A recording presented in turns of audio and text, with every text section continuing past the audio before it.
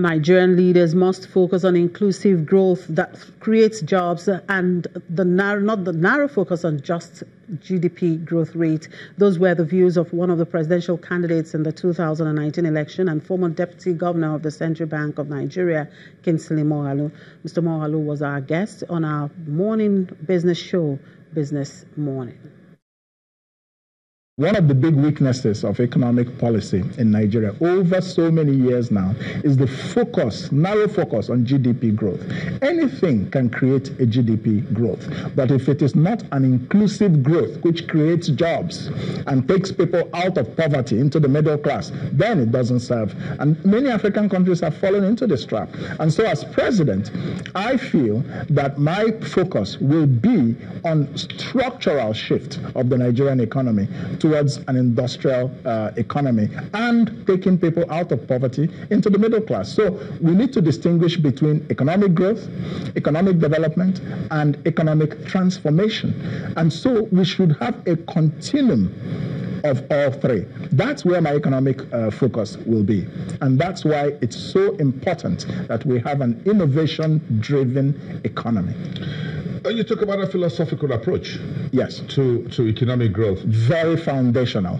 That is absolutely important. What are these philosophies, and from where do you derive this philosophy? Absolutely. Is it from the same old ancient tigers model or the Western Europe of the 19th century? First of all, broadly today, every man and his uncle and every woman and her aunt are capitalists. But capitalism is a philosophy. It's a philosophy that is driven by individual rights in the marketplace, property rights especially, and the right to free exchange. It is a philosophy that is driven by limitations on how much the state can intervene in the economy. So we must find the right balance between the state and the marketplace. So these are philosophical issues which Nigeria's political office holders for many years have not interrogated. They have not spent their time thinking about these kinds of things. But that's what actually creates successful economies. But we always look at things from the surface. We never go and think deeply about things. But white people do in European countries, Asian people do. So the philosophical foundation of the economy is very important. For example, let me just give you an example.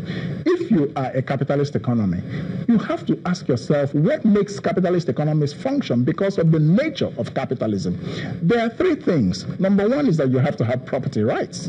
Number two, you have to have innovation. And number three, you must have capital. You can't be a capitalist without capital. But that's what we have in many African countries, including Nigeria. Also, you have to ask yourself, what type of capitalism should we be practicing? There are different types. There's welfare capitalism. There's crony capitalism, which a lot of people will tell you that that's what happens a lot in Nigeria. There's entrepreneurial capitalism. Then there's state capitalism. China is a state capitalist, the only country in the world that practices state capitalism. That is to say that the state drives economic policy using the marketplace as a mechanism.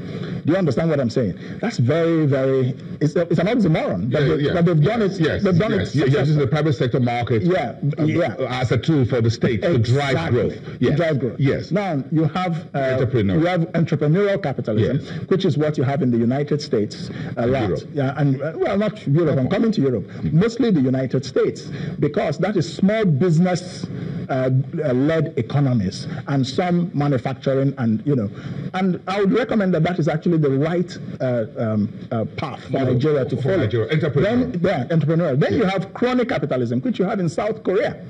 The chaebols that are the big industrial giants in South Korea, like the Samsungs, the Hyundais, all that, they are family-owned companies. But the economy in South Korea is structured in such a way that all the other small businesses thrive on being suppliers or part of the production value chain for the big conglomerates. It has its problems, but it works for them.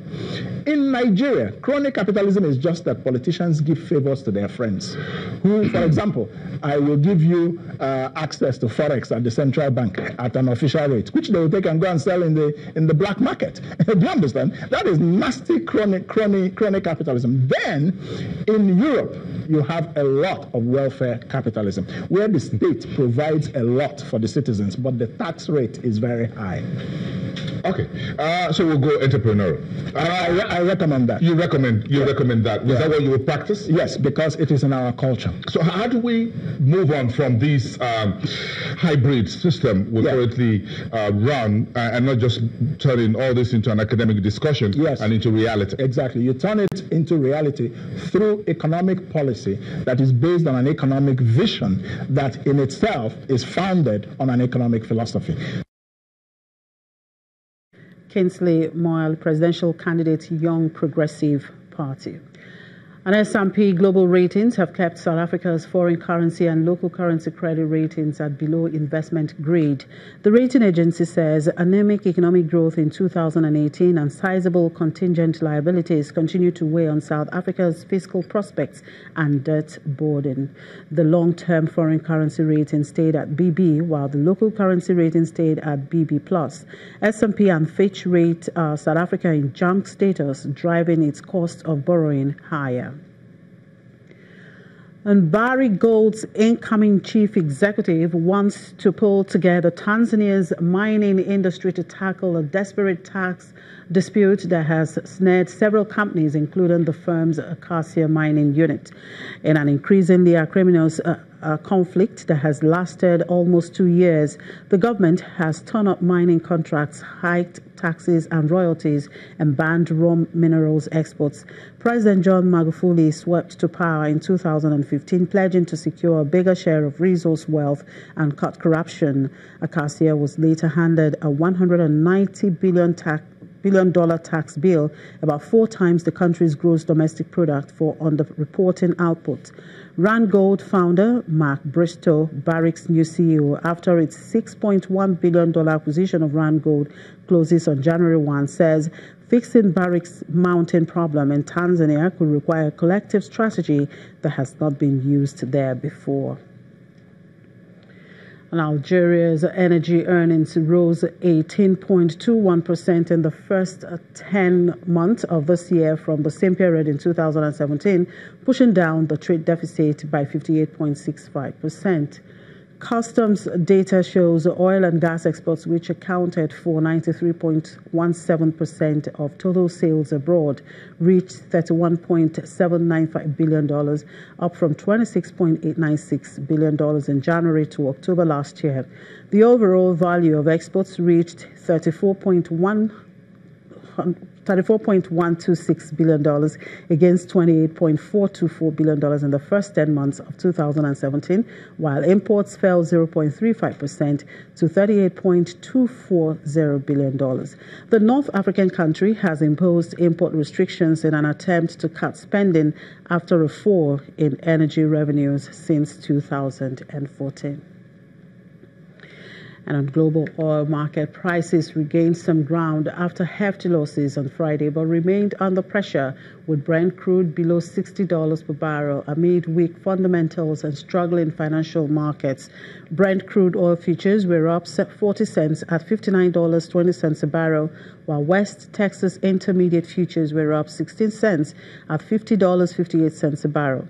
The downward pressure comes from surging supply and a slowdown in demand growth, which is expected to result in an oil supply overhang in 2019. And that's it on the program. Thank you very much for watching. I'm Chimize Obi Iwawu.